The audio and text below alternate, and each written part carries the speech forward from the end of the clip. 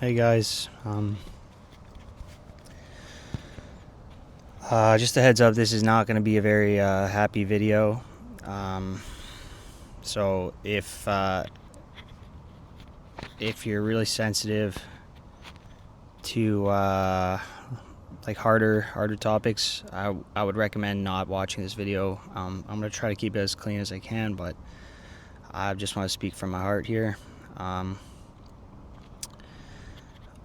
My best friend, I'm not going to name him for this video, but those who know me personally will know who this is. He was my best friend since I was 15. He was 10. Sorry guys. So I found out on Thursday he was in the hospital. He overdosed on fentanyl, and he's announced brain dead. He is breathing by his own without a respirator now, but he's essentially a vegetable. It's just a matter of time now before his parents make a decision on what they're gonna do. You try to reach out to people, and some of my really good friends. I just want to give a shout out to my friends from wrestling. Even though I might not have known you guys for very long, all you guys have shown me more respect than people who have known me 10 plus years, and in one way it makes me really happy, but another way it saddens me deeply. People who I've shared a lot of memories with just don't seem to care. This guy's a friend of mine. We were always different. We always knew we were different. We trained with a certain intensity, and when I talk about training and philosophy, like, we would talk about, after training, we would talk about stuff for like hours, and how, like, different feelings, different like aspects of life and how it relates to training, and we always felt really misunderstood. We definitely struggled with I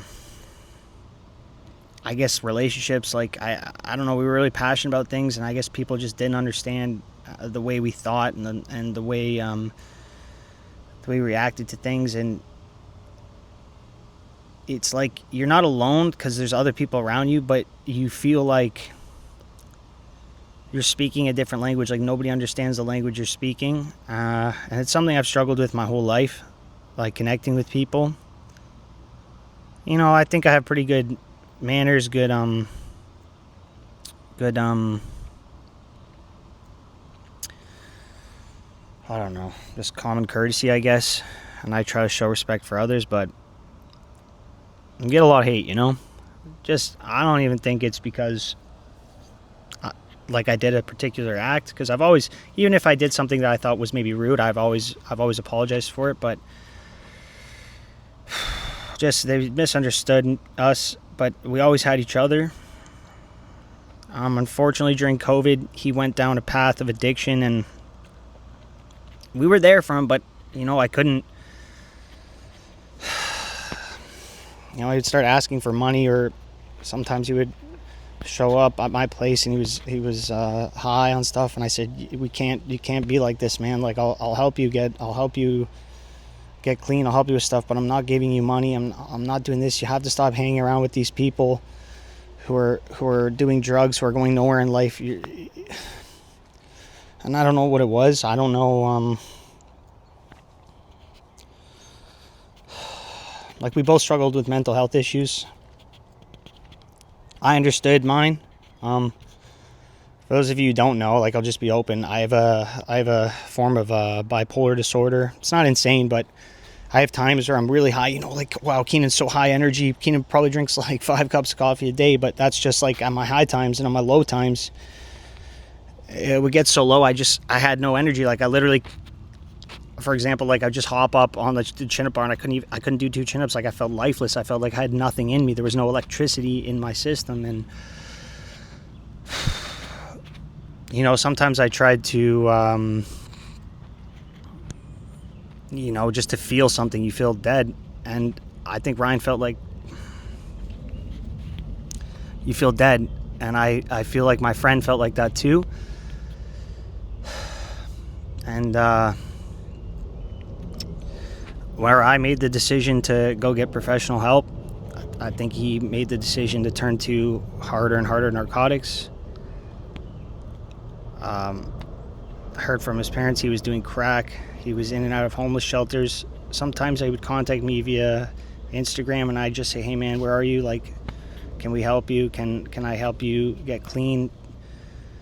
What do you need? What can we do? But I didn't want to enable him either. And I don't know, I guess I'm just making this video because I just feel like nobody cares. Nobody really knew him, who he was as a person. People just knew him as a incredible athlete. Oh, national team member, this and that. But people didn't know the person who he was.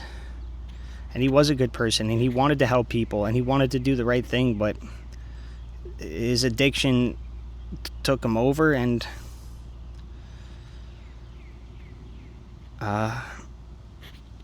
you know, this fentanyl stuff, it kills people. And I just wanted to say that I talk about addiction being a disease, but I don't think addiction is the disease at all. From all the research I've done and from my experiences, you know, I spent time in a hospital with other people who had mental health disorders, and many of them were addicts, but addiction wasn't the disease. Addiction was a person's attempted treatment of their disease. They have so much hurt, or they can't feel anything anymore from their trauma or from their mental health issues, that they turn to narcotics to feel, just to feel like they feel something, and just to blunt the pain.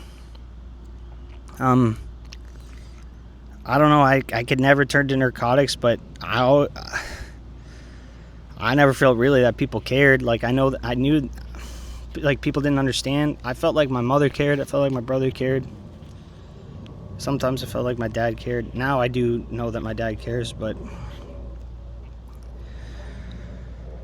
guys, when you see people like that, like, you got to know, you see junkies and stuff, they have a problem. And I know too, you can only meet them halfway. Like, somebody has to choose to get clean. You can't force them to be clean. Like, they'll always have a problem, but it's an underlying issue. It's a mental health problem at its core.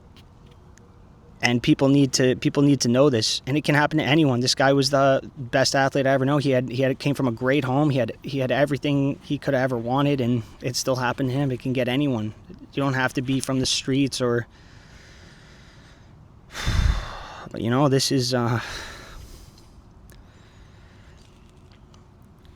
one of two people in my life that have ever understood me. Like, really truly understood me, and I lost one of them this week. But I don't really have too many people to talk to right now, so I just wanted to, in the name of my friend, I wanted to get the word out there, and I wanted them to I want people to know, don't judge these addicts off the rip. They're not just horrible people. A lot of them just have really bad mental health problems, and I think we still need to advocate for better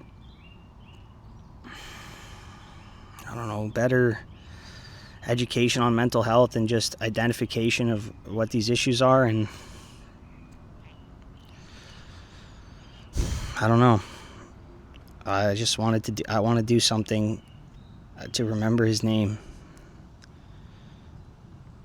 Anyways, guys, I appreciate you listening, and if you have anyone in your life that's ever struggled with addiction, that's ever struggled with mental health, please share this video with them, and please just be open to talking about it.